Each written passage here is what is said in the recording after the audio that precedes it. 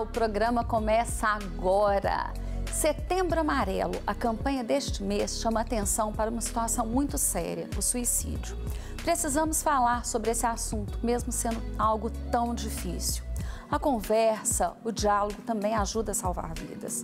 O psicólogo clínico Misael Silva gravou para nós um vídeo respondendo algumas perguntas esclarecedoras sobre o assunto. E aqui no estúdio eu recebo duas profissionais que trabalham em projetos que ajudam pessoas, que atendem e socorrem vidas por meio do telefone.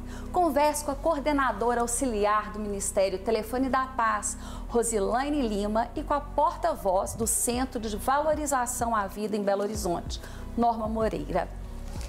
Muito obrigada por vocês estarem aqui, poderem colaborar nesse mês tão importante. Obrigada. Fico muito feliz da gente poder conversar e ajudar a mostrar que tem outras saídas que essas pessoas podem buscar. É muito importante, né, a gente abordar esse assunto tão sério e que muitas vezes a gente pode ser uma bênção na vida dessas pessoas que ligam, né? Com certeza. Muito obrigada. E na cozinha tem uma receita deliciosa, bolinho de feijoada. Quem vai ensinar é o chefe Luiz Dalla Venezia. Olá, pessoal. Olá.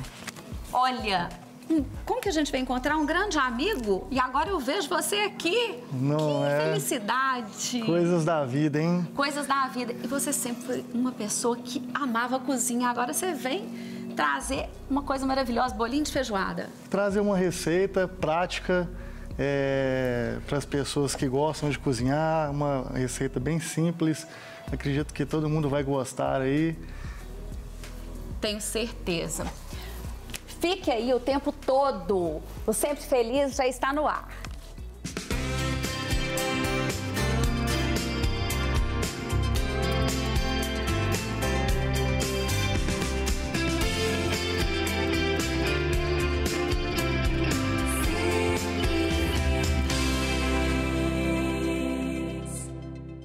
Telefone da Paz e Centro de Valorização à Vida, dois lugares que atendem pessoas em busca de socorro, de apoio em situações muito difíceis da vida.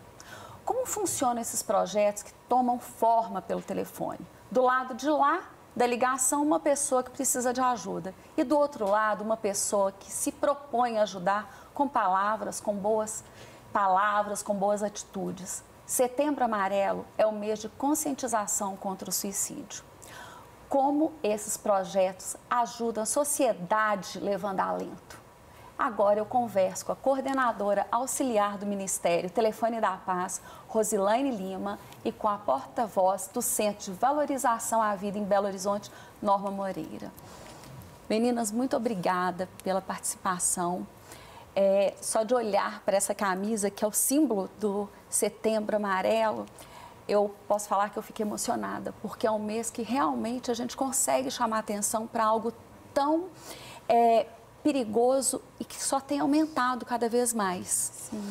E eu queria saber um pouquinho como vocês conseguem trabalhar atrás de um telefone, tendo uma boa escuta e ajudando as pessoas.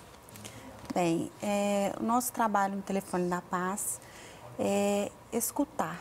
As pessoas ligam, né? E a gente primeiramente precisa amar essas pessoas.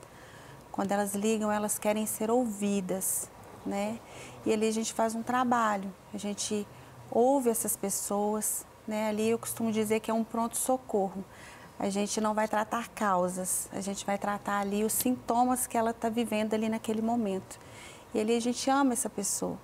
E ela tem a liberdade de dividir com a gente o que ela está passando. E ali a gente vai conversar, vai aconselhar, tudo à luz da palavra. E a gente faz uma oração por essa pessoa no final. São pessoas que ligam desesperadas e muitas vezes no final dessa ligação elas já estão calmas. E assim a gente tenta, né, dar esse aconchego, né? A gente acolhe essas pessoas ali através do Telefone da Paz. Essa palavra acolhimento, eu acredito que seja a palavra mais forte de uma pessoa que está nessa situação. Ela precisa de ser, aliás, ela precisa sentir que está sendo acolhida. Muitas vezes ela não tem ouvido, né? As pessoas que estão ao redor dela ou já estão cansadas, ou já estão não acreditando na fala dela, e vocês vêm como um suporte muito grande. E eu sei que, por exemplo, a ONG, ela é oficializada pelo Ministério da Saúde. Então, o CVV existe no Brasil, né, há 60 anos.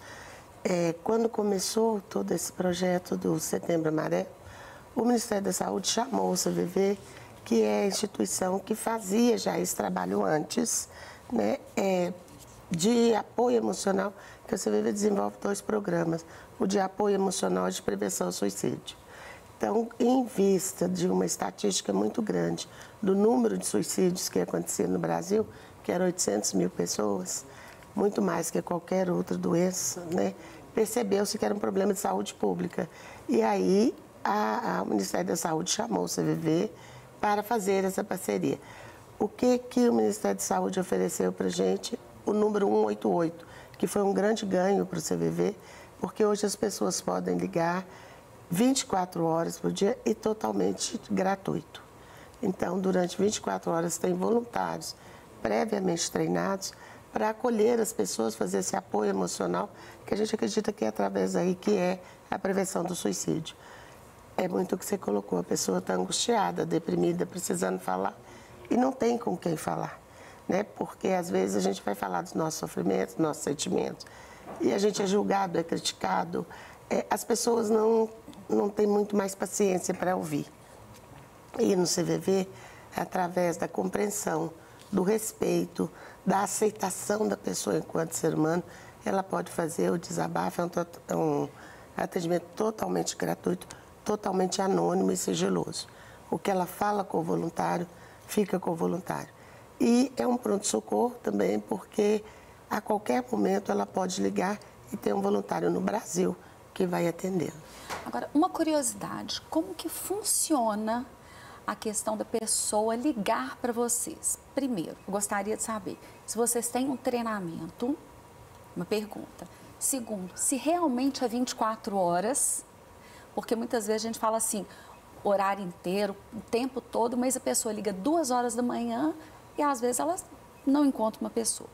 A terceira pergunta que eu gostaria de fazer, existe sigilo? É sigiloso? Então, eu vou pedir para vocês me responderem. Tá bom. A primeira pergunta. Funcionamos 24 horas, né? Durante todo o dia, à noite, tem plantonista, sim. Somos, sim, treinados. Temos um treinamento feito pela pastora Heloísa, a responsável pelo Ministério do Telefone da Paz. Ela nos treina e todos somos treinados, sim. E é totalmente sigiloso, né? As pessoas ligam ali e realmente tem esse sigilo, sim. É totalmente sigiloso. É importante a pessoa ter certeza disso para que ela se sinta livre, não se sinta com medo. E uma coisa que a gente estava pensando aqui nos bastidores, que eu achei fantástico, o cuidado, né? Você estava me contando, o pastor Márcio, ele determina um horário do plantão. Isso é muito saudável, porque é muito estressante a gente trabalhar nessa área. Quando passa de uma certa etapa, a gente acaba tendo um desgaste emocional. Então, isso é muito importante as pessoas saberem o quanto vocês são cuidadas, porque para cuidar, a gente precisa ser cuidada. Isso acontece também? Sim, no CVV 24 horas, tem através do número 188. Nós somos 4.000 voluntários no Brasil. Ainda é pouco o número de voluntários para atender todo o Brasil, mas tem o trabalho 24 horas, sempre tem um voluntário disponível para atender. Para ser voluntário de CVV, a pessoa passa por um programa de seleção de voluntários, porque, como você falou, a pessoa precisa, às vezes, a gente ouve, mas a gente quer dar um conselho, uma sugestão, uma orientação. No CVV, como a gente faz esse trabalho de acolhimento e do apoio emocional dentro, né, do processo de uma relação de ajuda, a pessoa precisa saber ouvir. A gente precisa saber ouvir para estar com o outro. A gente colocou do que a gente precisa amar a pessoa, e é isso, né? Esse acolhimento que você faz, é preciso ser compreensivo, respeitoso. E o voluntário, ele é treinado para isso. E sim, totalmente sigiloso o trabalho. A pessoa liga e a gente não sabe de onde ela está ligando.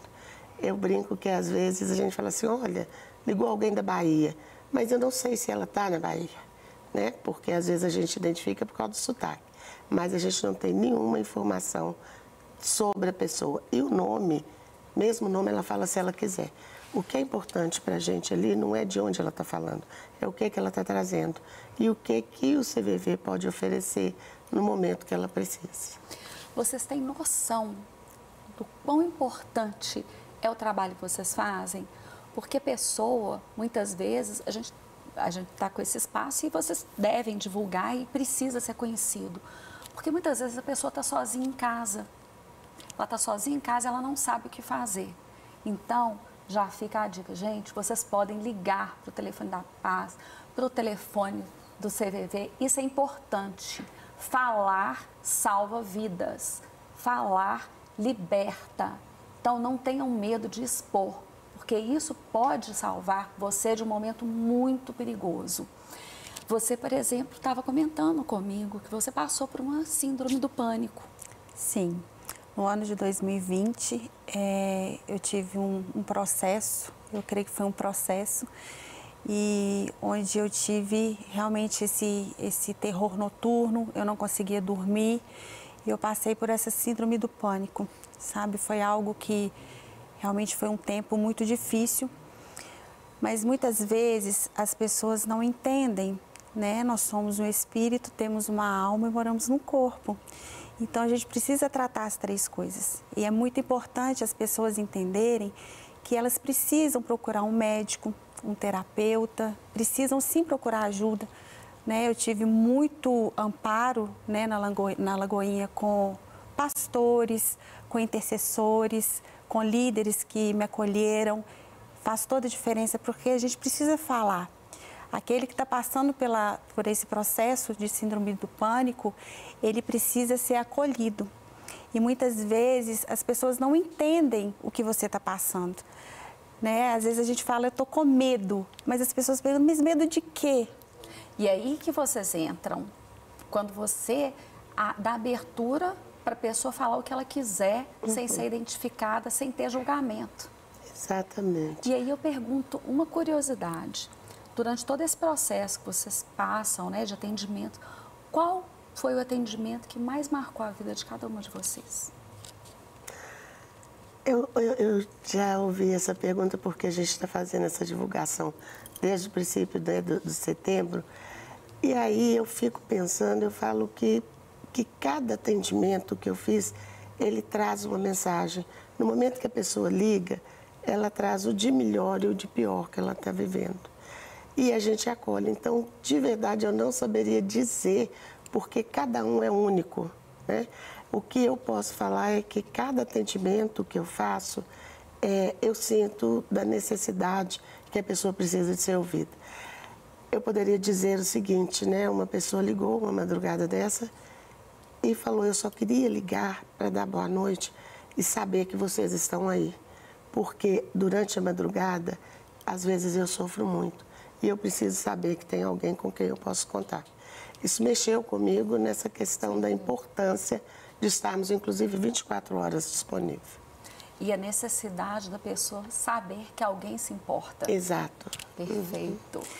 Eu recebi uma ligação numa tarde de quarta-feira e era um rapaz, ele já estava numa BR para entrar na frente de um carro, sabe? E ali eu fui conversando com ele falando, né, que não tinha mais motivos para viver, que não tinha mais sentido para viver. E ali o Senhor foi trazendo, né, ao meu coração, e eu fui amando aquele rapaz, e eu fui conversando e fui tentando acalmá-lo e mostrando a ele, né, o amor de Deus. Porque nessas horas as pessoas ligam e elas não estão querendo ali que você fale o problema dela, o porquê que ela está passando, elas precisam ser amadas e ouvidas. E eu fui ouvindo aquele rapaz, eu fui amando ele, e eu fui falando do amor do Senhor por ele, que ele precisava pensar. E a gente foi conversando, até o momento que eu escutei a porta batendo e ele falando, eu entrei em casa. Quando ele falou, eu entrei em casa, naquele dia eu entendi o quão importante, né, esse trabalho de estarmos ali realmente conversando e amando essas pessoas. Né? É um trabalho que realmente ele nos incentiva a cada dia a amar, a amar. As pessoas ligam ali para serem ouvidas e muitas vezes você com o seu amor, você consegue, né, acolher, mesmo que de longe, você consegue abraçar aquela pessoa, mesmo que por telefone, porque elas precisam de uma voz para entendê-las, para amá-las, para ouvi-las e aconselhá-las.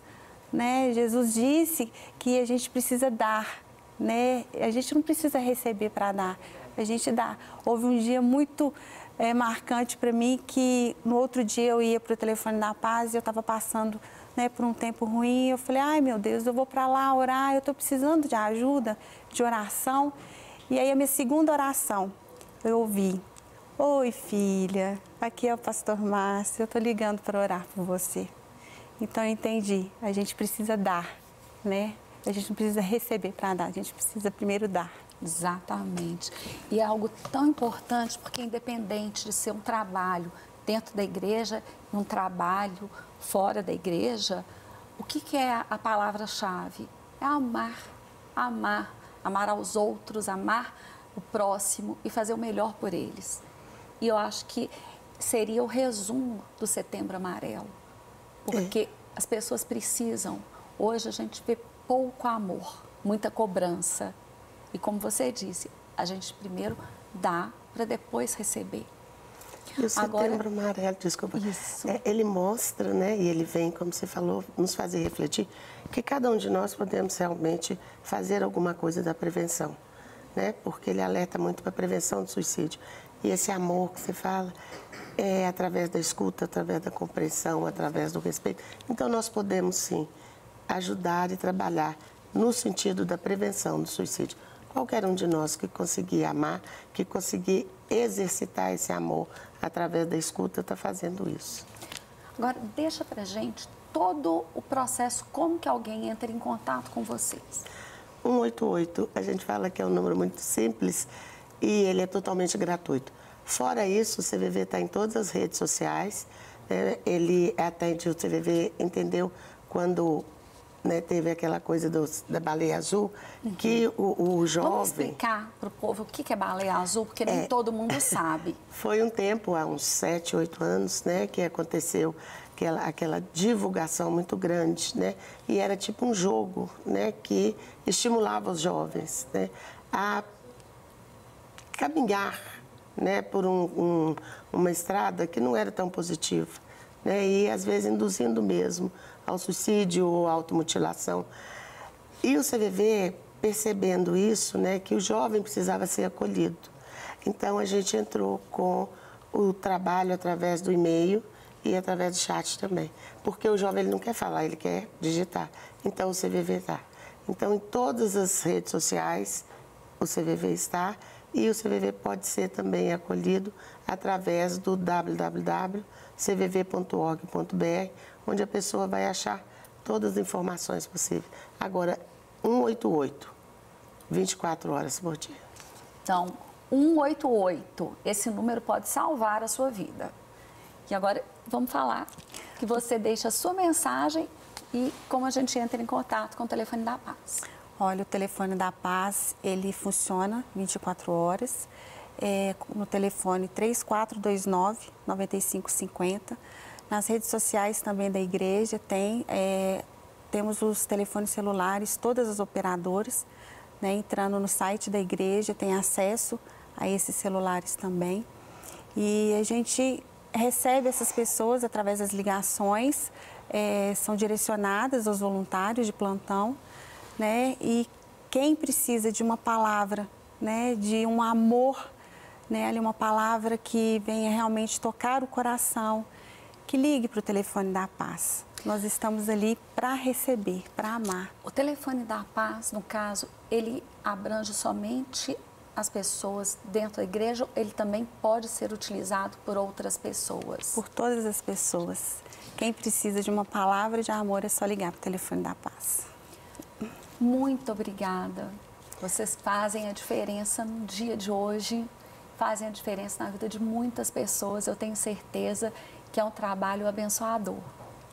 E que esse Setembro Amarelo seja decisivo, que as pessoas tenham conscientização do quanto é importante falar e ser escutado. Com certeza. Tenho certeza que a gente só vai propagar cada dia mais e mais Setembro Amarelo. Amém. Depois dessa conversa, vamos assistir um vídeo com informações importantíssimas sobre a valorização à vida. Quem responde as perguntas é o psicólogo clínico Misael Silva. Olá, meu nome é Misael Silva e estou aqui para poder falar com você sobre o Setembro Amarelo. Então, como psicólogo clínico, quero aqui compartilhar algumas ideias, algumas falas e, sobretudo, conhecimento que possa ajudar você, familiares e pessoas que você conhece que estejam passando por esse processo depressivo. Então, vamos lá. Quais sinais uma pessoa com ideias suicidas transmite? Primeiro, quando a gente fala sobre comportamento suicida, nós estamos falando sobre pessoas em estado depressivo avançado. E você vai ter tipos de depressão diferentes, desde uma depressão reativa ao momento que a pessoa está vivendo, de luto, de perda, de algum tipo de decepção amorosa, separação, divórcio, descoberta de uma traição, enfim, alguma notícia ruim que a abalou e trouxe algumas mudanças até o comportamento deprimido. E aí você vai ver também pessoas agora com comportamento crônico, depressivo, que seria distimia, que pode começar já desde adolescência e pode seguir até, né, a vida adulta, chega na velhice. E você tem agora a depressão de níveis mais agravantes, que é a depressão maior, que você vai ver então observando pessoas parando de trabalhar, não querendo mais tomar banho, se isolando, com falas agora bem autodepreciativas, de que elas estão sendo peso, de que elas não fazem nada direito, que elas sempre estão prejudicando alguém, estão atrapalhando, e também às vezes falando de maneira direta, que elas queriam morrer, que elas não querem mais viver, que elas acham que se acabarem com a vida delas, tudo vai acabar. Porém, nós vemos então que essas pessoas começam a ter alterações tanto do humor, um humor rebaixado na maioria do tempo, começam a ter alterações do sono, insônia na maioria das vezes, mas também pode ter hipersonia, dormir demais. Podem apresentar agora também perda ou ganho de peso significativo, chegando até 5 quilos, né, ganhando ou perdendo em até um mês. E também as falas, como nós dissemos. Então esses são alguns dos sinais que uma pessoa depressiva e que está, né, aí já nesse processo de cometer suicídio pode apresentar. Como ajudar uma pessoa com ideia suicida? Você pode primeiro ajudar escutando essa pessoa, levando a sério o que ela está falando, nunca dizendo algo depreciativo, que é frescura, de que isso é falta do que fazer, de que esse processo é simplesmente uma fase que vai passar logo.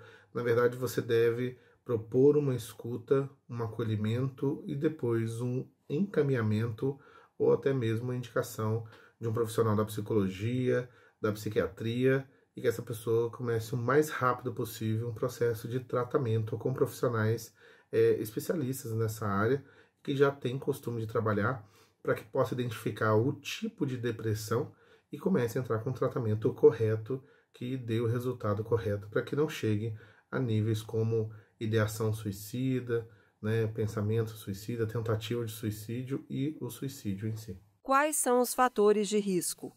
Fatores de risco pessoas ao redor que não se importam ou acham que a depressão é uma frescura ou algo da mente ou até mesmo falta do que fazer. Então a falta de apoio é um fator de risco para processos depressivos e até tentativa de suicídio. Outra coisa que é um fator de risco são as questões relacionadas ao uso de droga. Pessoas que começam agora a fazer uso de droga até para lidar com a tristeza, a angústia, a falta de motivação, isso pode, inclusive, aumentar a predisponibilidade dessa pessoa cometer um ato violento contra si mesmo devido ao momento ali de crise. Outra coisa que pode ser um fator de risco é justamente a pessoa optar por apenas um tipo de abordagem quando vai buscar ajuda. Exemplo, buscar somente a medicação e não tratar a história que desencadeou isso ou como lidar com esse processo depressivo e vice-versa, procurar terapia, mas não aceitar tomar medicação, muitas vezes apresentando necessidade disso. Então, esses são alguns fatores de risco. Uma pessoa acamada com depressão profunda tem o risco aumentado de querer suicidar-se? Então, quando a gente vai no CID-10, que é o Código Internacional de Doença, ou o DSM-5, Manual Estatístico e Diagnóstico de Transtornos Mentais, 5ª edição, nós vemos alguns tipos de depressão. E dentro dessas classificações depressivas, nós vemos o transtorno depressivo maior. O transtorno depressivo maior, ele realmente vai ser bem característico, porque a pessoa deixa de trabalhar, ela começa a se isolar, ela tende a querer ficar no escuro, isso por uma série de questões, não é simplesmente como alguns pensam, por chamar a atenção. Pelo contrário, o cérebro está tão deficiente e agora tão difícil de ser estimulado que nem mesmo a luz é algo suportável. Então, logo, eles querem deter esse estímulo que já é exaustivo para o cérebro, que é a luz, a emissão de luz. Então, você vai ver ali perdas do autocuidado, pessoas começando agora realmente a bloquear todo tipo de acesso de outras pessoas e comunicação, falas altamente depressivas, choros, né, ali constantes e sem um motivo aparente inicialmente. E por fim, agora os pensamentos suicidas, né, a tentativa de suicídio, a ideação suicida, aliás, né, quando a pessoa agora começa a idealizar uma forma de fazer aquilo, a tentativa de suicídio e por fim, né, se não for tratado, não tiver uma intervenção, a pessoa chegar a óbito devido a essa questão da depressão maior. Então, essa pessoa que está prostrada numa cama pode sim gerar, né, ser um sinal de maior risco para a depressão e o suicídio. Pode-se obrigar uma pessoa a buscar tratamento? A obrigatoriedade da ajuda para uma pessoa adulta, ela não tem como se fazer, até porque nós estamos falando de uma pessoa que ela responde por si. Acredito que mesmo sendo uma pessoa adulta, às vezes vai precisar de uma intervenção compulsória se essa pessoa já tiver tentado ali, cometido algum ato contra si mesmo. Às vezes, infelizmente, esse é o único momento que há como uma intervenção externa se aproximar, chegar e conseguir ali administrar algumas medicações, começar um processo terapêutico que possa se estender. Do contrário, tem que realmente ir fazendo intervenções, procurando pessoas chave, pessoas que têm maior sensibilidade, têm um contato maior com aquela pessoa, para sensibilizá-la e até se dispor a ir com ela, né, até um profissional, e sempre mostrando que tem um jeito quando as pessoas se propõem a buscar ajuda. Então, com certeza, a obrigatoriedade não é um meio que a gente vai querer optar, mas em alguns momentos vai haver a necessidade de uma intervenção, né, uma vez que a pessoa tentou cometer algo contra si, você não tem uma oportunidade para que essa pessoa passe a ter o tratamento adequado. Quais ações podem ser feitas para afastar as ideias suicidas? O que as pessoas podem fazer, primeiramente, é aceitar ajuda, procurar ajuda de um profissional da psicologia e também da psiquiatria, né? Tirar todo e qualquer preconceito quanto a isso, quanto a remédio, psicólogo é para louco. Na verdade, quem não vai no psicólogo é que fica louco, né? Se você procurar um psicólogo, aceitar a ajuda de um psicólogo, de um psiquiatra, você com certeza vai melhorar a sua saúde mental, emocional e vai viver melhor, afastando essas questões, então, da depressão e da tentativa de suicídio. Outra coisa que as pessoas podem fazer é começar uma atividade física, cuidar em dormir melhor, se alimentar melhor, fazer exame de sangue, né? Então, ter uma rotina equilibrada, cuidar da sua saúde emocional, passear, fazer coisas que gosta. Isso, com certeza, ajuda não só a afastar os pensamentos suicidas, mas a tratar a depressão. Como abordar o tema com os jovens? Eu creio que os mais jovens aí, se a gente está falando de adolescentes, uma das primeiras questões, uma vez que eu relacionei a depressão e o suicídio na adolescência como um excesso de estímulo através de tecnologias e uma ausência da figura dos pais, é com certeza conseguindo ter maior tempo de qualidade com os filhos, podendo falar com eles e deixando espaço para que eles venham se abrir. Então, muitas vezes chamando para conversar sobre o assunto, o que eles pensam, o que eles sabem, quais informações possuem, né? E se uma vez agora, diante dessa situação de pensamentos, de ideias, ou até mesmo de sentimento de tristeza, menos-valia, né? pensamentos conflituosos, se eles teriam liberdade de falar com seus pais. Então, algo que você pode aí começar a perguntar para o seu filho é: filho, se você estiver passando por algum problema, você falaria comigo? Se você algum dia pensasse sobre tirar a sua vida, você falaria comigo? Você falaria com sua mãe? Você falaria com seu pai? Com quem você falaria? Então, com certeza, estimular essa conversa de forma direta é muito importante para que esse tabu, que nós já falamos também, possa ser quebrado. Então, cuidar dos mais jovens é ter qualidade de tempo, ajudar a controlar o excesso de estímulo através de tecnologias e, com certeza, falar sobre emoções, sobre suas experiências, dividir e compartilhar. Misael, muito obrigado. Você nos auxiliou demais. Eu tenho certeza que todo mundo que escutou o seu depoimento, as suas dicas, está extremamente grato. Então, mais uma vez, obrigada. Estamos de volta no Sempre Feliz com um bolinho de feijoada, juntamente com Luiz Dalla Venezia. Mas antes, roda a vinheta.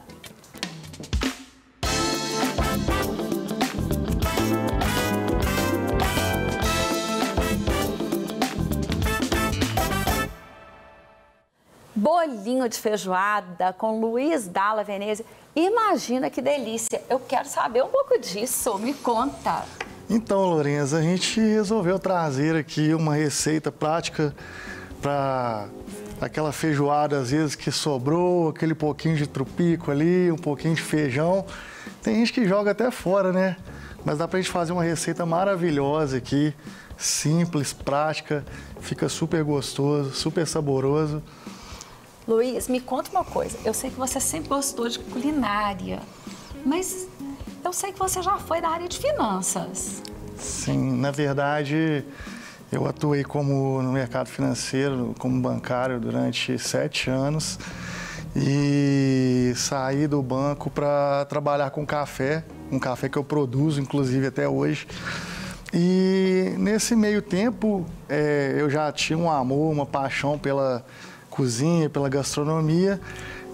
No meio da pandemia, eu montei um bistrô, foi desafiador, mas foi muito... E o negócio explodiu de uma maneira que eu já abri uma segunda loja muito maior. Que alegria! Então, eu falo assim, gente, quando você tem um chamado, você ama alguma coisa, vale a pena arriscar para você ficar mais feliz e mais completo, não é isso? Com certeza. E assim, eu sempre cozinhei por hobby e às vezes Deus estava me dando um recado ali que eu poderia ganhar dinheiro com isso.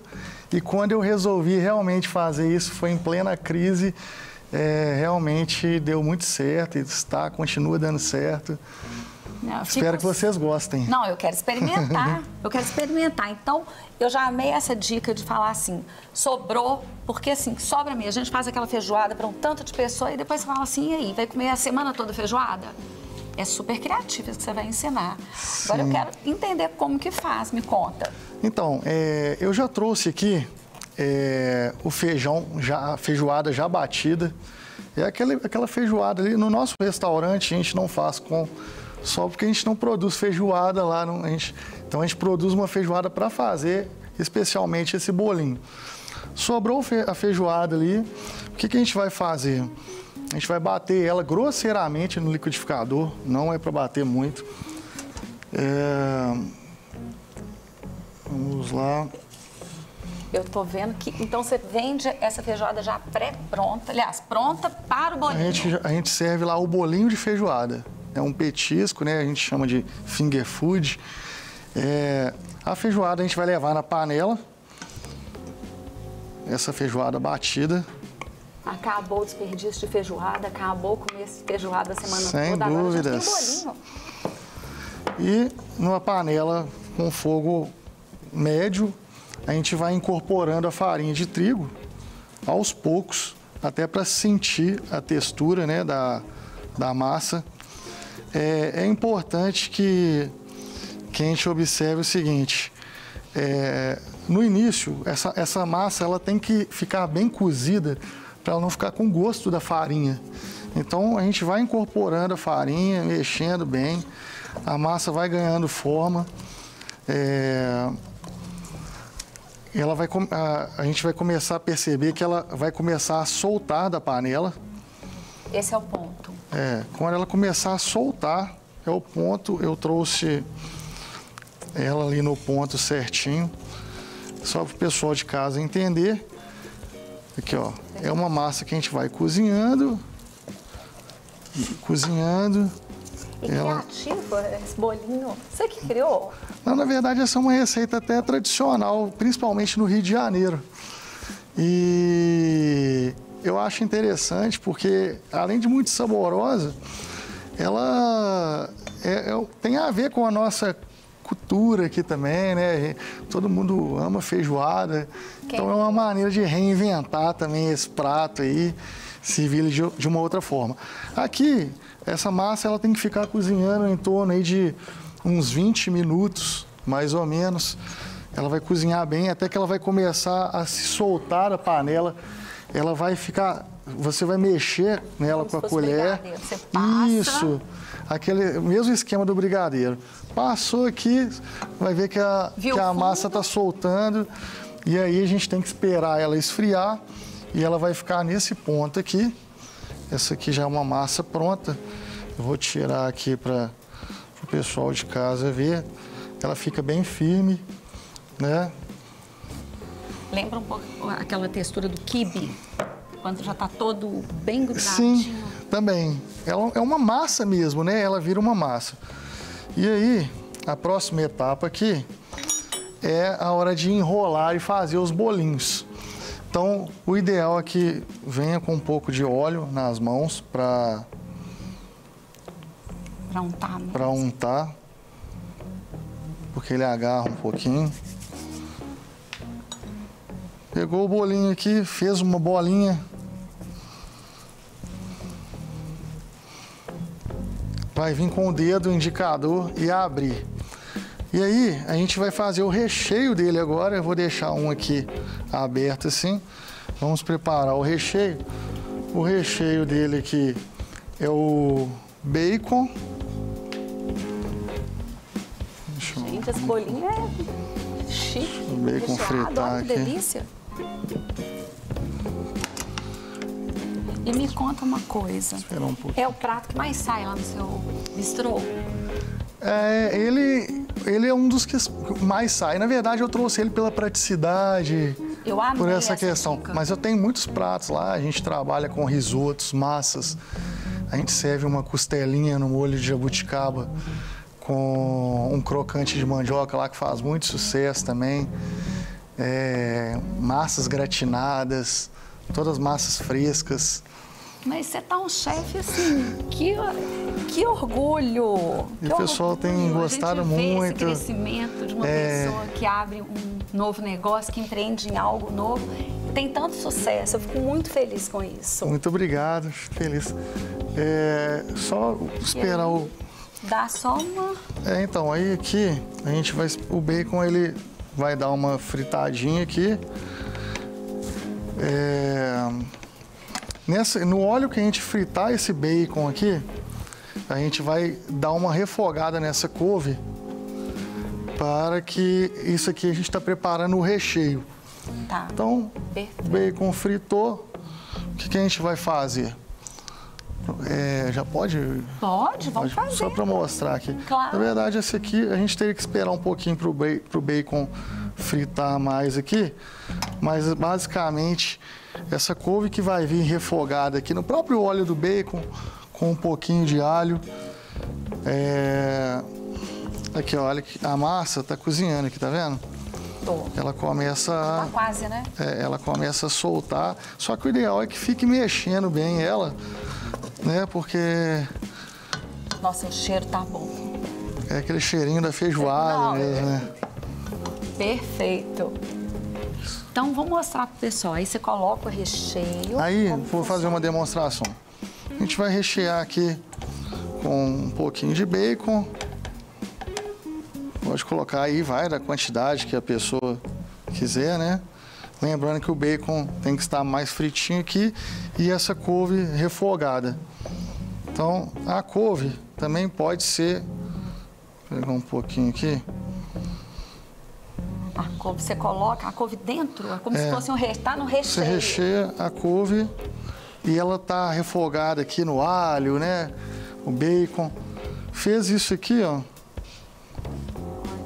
Colocou a couve. E você já fecha? Já fecha. Aqui, ó. Fechou. Fez a bolinha. E aí a gente vai produzindo os bolinhos. O próximo passo é empanar para fritar.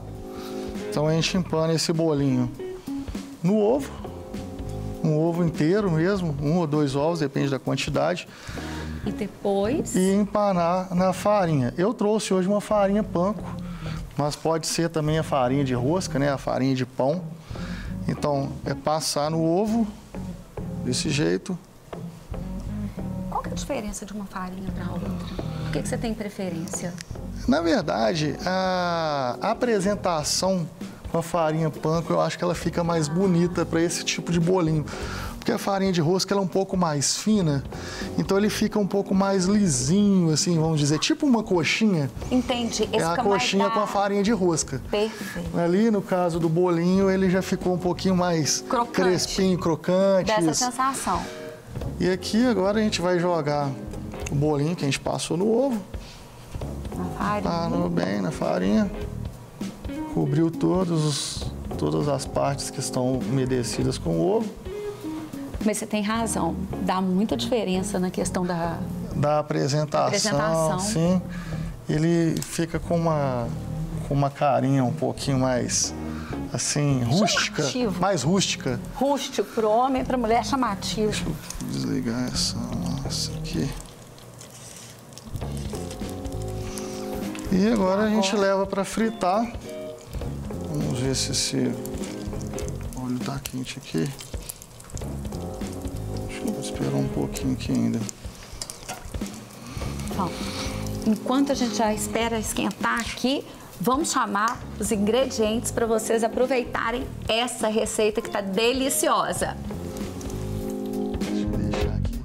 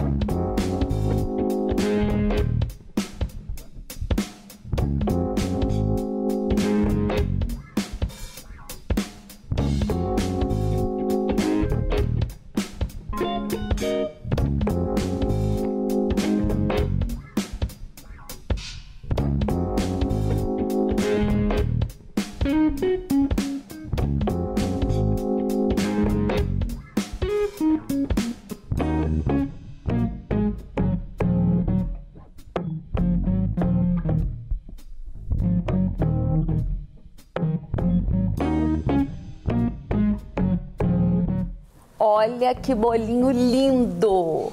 Maravilhoso! Eu já estou ansiosa para ver e experimentar. Mas enquanto a gente deixa a gordura esfriando, esquentando, olha só, fiquei tão apaixonada com o bolinho que eu até troquei. A gente vai falar sobre a Igreja Batista da Lagoinha, que está em vários lugares do mundo. Um dos lugares é o Nepal. Pastor Lázaro Soares é pastor da igreja nesse país e ele está aqui no Brasil. Vamos assistir a esse vídeo gravado sobre a implantação de igrejas no sul da Ásia. Olá, tudo bem? Quem fala com vocês aqui é o pastor Lázaro e eu vim aqui para mostrar e falar um pouquinho do trabalho que nós desenvolvemos ali no Nepal. Se você não sabe, eu sou um dos pastores responsáveis pelos trabalhos ali no sul da Ásia. Nós estamos no Nepal há mais de 8 anos trabalhando ali e nosso trabalho hoje consiste em plantação de igreja. Eu fui enviado pela Igreja Batista da Lagoinha, através do nosso querido pastor Márcio, a estar ali no Nepal e a estar ali trabalhando, servindo a Deus, plantando a igreja. E uma frase assim de plantação de igreja que toca muito o meu coração é a frase que o meu pastor Márcio sempre fala, que é: não despreze os pequenos começos. E plantar a igreja é literalmente não desprezar os pequenos começos. As nossas igrejas no Nepal, a maioria delas começavam com 2, 3 pessoas, às vezes muitas delas começou só comigo. E as igrejas hoje estão ali servindo ao Senhor na nação nepalesa com um volume considerável de pessoas. Nós no Nepal, nós somos apenas 2% da população cristã. Nós temos ali no Nepal muitas igrejas, para a honra e glória do Senhor. Mas o nosso objetivo não é só o Nepal. Nós estamos no sul da Ásia e nosso objetivo é alcançar também ali Índia, Paquistão, Afeganistão, que hoje é um dos piores países para se pregar o evangelho no mundo, infelizmente. Mas eu separei um vídeo especial para você. Nesse vídeo eu conto detalhes do nosso trabalho no Nepal, alguns detalhes importantíssimos da cultura nepalesa e onde nós queremos chegar no Nepal.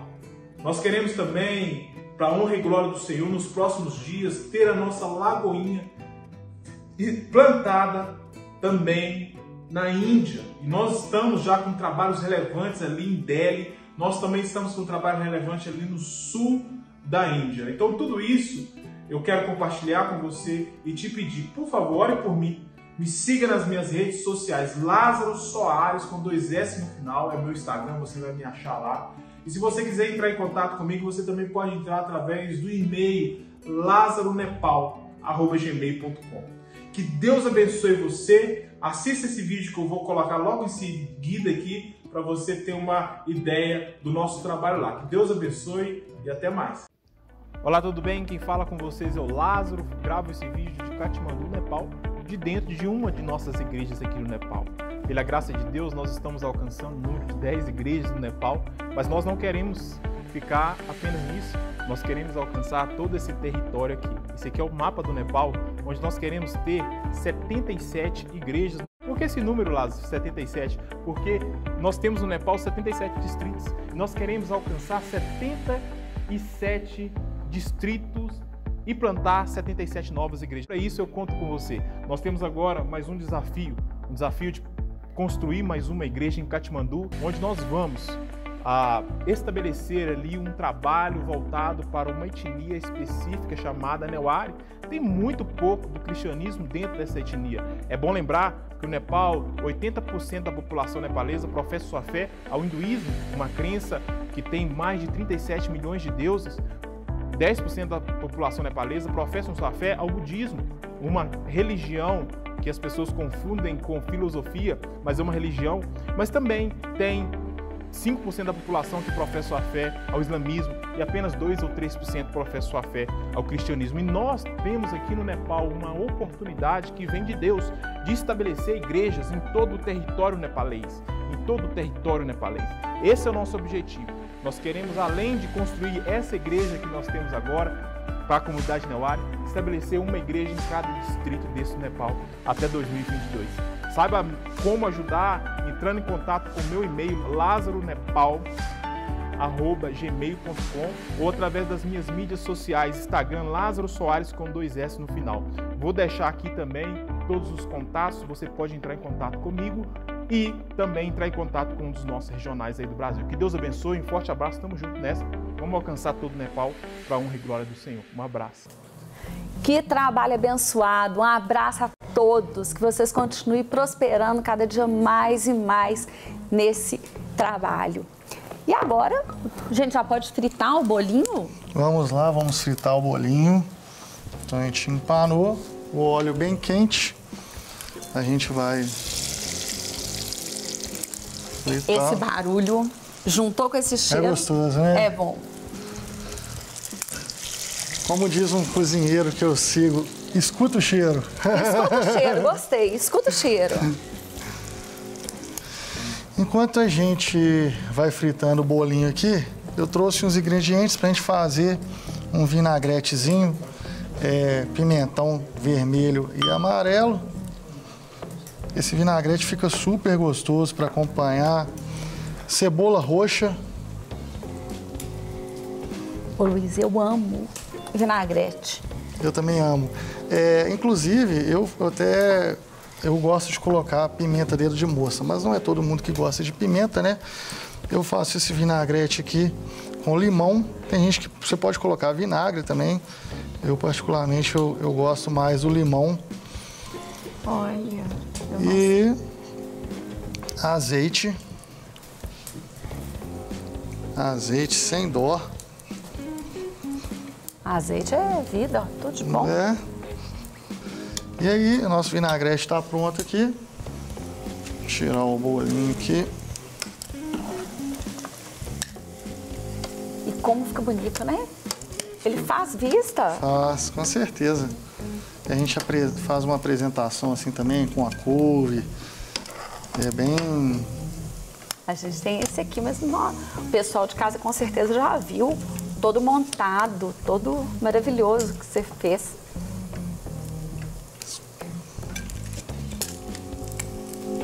Prontinho. Prático. E agora? E agora eu posso experimentar? Pode experimentar. Vamos pegar o vinagrete aqui, ó. Como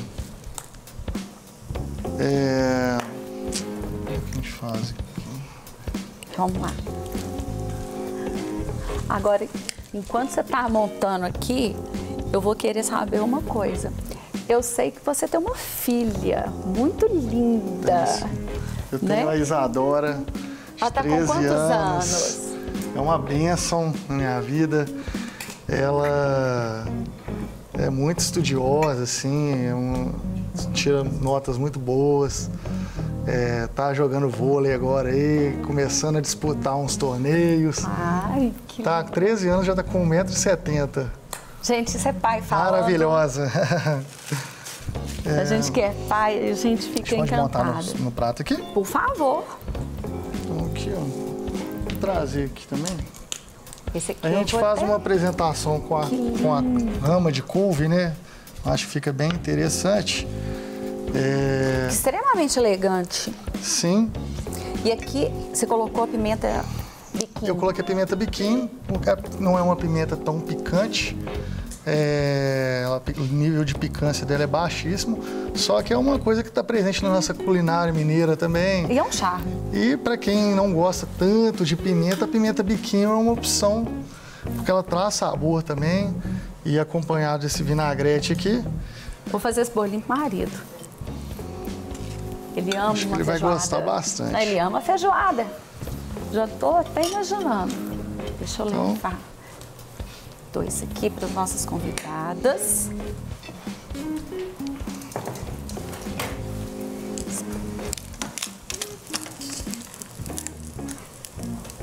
Luiz. Agora eu vou experimentar, tá? A gente vai ver como que tá. Mas antes eu queria muito que você deixasse seu contato. Então, o meu telefone é 31 989 64 3634. Para quem quiser conhecer o nosso espaço lá, seguir no Instagram, o @grãorealadegacafé. E espero que todos que queiram conhecer uma casa com uma gastronomia variada. A gente tem uma noite com saxofone lá toda quinta-feira. muito gostoso o ambiente. Fica no Centro Histórico de Santa Luzia. E lá tem um cardápio para ir visitar lá pelo menos umas 40 vezes aí. E qual que é o Instagram? @grãorealadegacafé. Antes da gente experimentar o alimento, vamos orar? Senhor, muito obrigada por esse programa, muito obrigada pelas convidadas, pelo Luiz. Nós te agradecemos por esse alimento, em especial te pedimos que abençoe o Setembro Amarelo, que as pessoas possam se libertar, se sentir leves e livres de qualquer espírito da morte. Nós pedimos ao Senhor que o Senhor abençoe cada pessoa que esteja com algum sentimento, algum pensamento negativo e que sim, o Senhor encha com o Espírito Santo. Nós te agradecemos hoje e sempre, em nome de Jesus. Amém. Vamos experimentar? Vamos, né? Olha que dificuldade. Nossa, super crocante, ó. Luiz, sua esposa tá arrasando. Tá passando bem. Espero que vocês gostem aí. Falar agora para pra quem você. gosta do vinagretezinho, colocar o vinagrete por cima para dar aquela mordida. Você tá de parabéns. Delícia. Muito bom. Super crocante.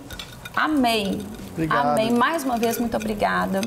Eu que agradeço. Meninas, o que vocês acharam? Ai, Delícia. fantástico. Muito Obrigado. Vamos ter que ir lá conhecer, né, Vamos, Norma? bom. Com certeza. E a gente pega. Vou esperar e a gente vocês. aproveita. Não, pode esperar. E a gente quer uma porção inteira. Sim, com certeza. Com certeza. Obrigado, gente. Muito obrigada mais uma vez pela presença de vocês. E o Sempre Feliz fica por aqui. Até o próximo programa, se Deus quiser.